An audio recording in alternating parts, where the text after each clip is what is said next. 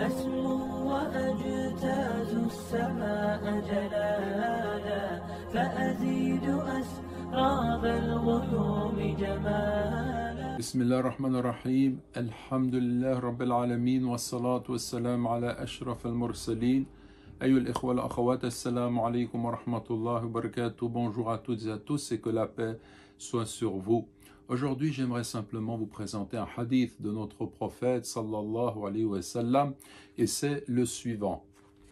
عن عبد الله بن عمرو بن العاص رضي الله عنهما أن رسول الله صلى الله عليه وسلم قال من الكبائر شتم الرجل والديه قالوا يا رسول الله وهل يشتم الرجل والديه قال نعم يسب أبا الرجل فيسب أباه ويسب أمه فيسب أمه متفق عليه.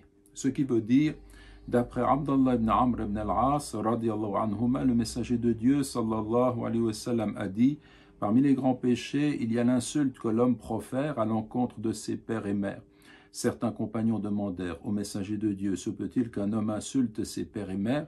Il répondit: oui, il insulte le père de l'homme avec lequel il se dispute, de sorte que ce dernier insulte son père. Il insulte la mère de l'homme avec lequel il se dispute, de sorte que ce dernier insulte sa mère. Le hadith est rapporté par Al-Bukhari et Muslim.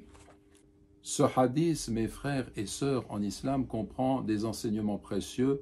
On peut en retenir au moins deux. Le premier, c'est qu'il ne vient pas à l'idée des compagnons que quelqu'un puisse insulter son père ou sa mère, ce qui signifie que nous devons absolument respecter nos parents et qu'aujourd'hui on voit malheureusement des enfants élever la voix contre leur mère, contre leur père, même aller jusqu'à des insultes, ce qui, à travers le hadith que nous avons lu, était une chose absolument inconcevable.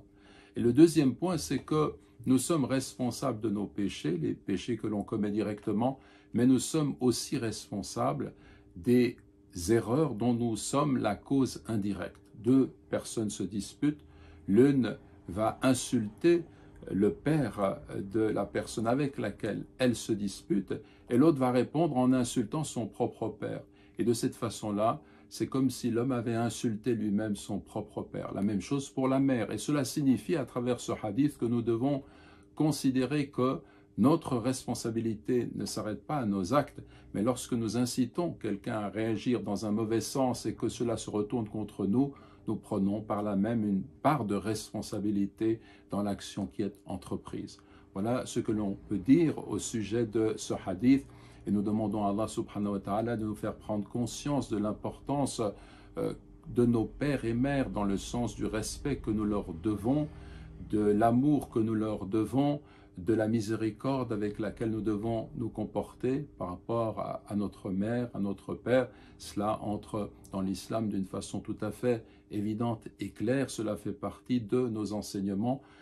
Et en fait, l'idée d'honorer ses pères et mères, c'est une réalité morale, un comportement éthique qui est universellement admis comme étant le meilleur, et donc nous devons tous suivre cette voie. Que Dieu fasse que nous soyons de ceux qui comprennent ces enseignements de l'islam, qui les appliquent et qui en comprennent le sens également dans la profondeur. Wa jazakumullahu khayran wa assalamu alaykum wa rahmatullahi wa barakatuh.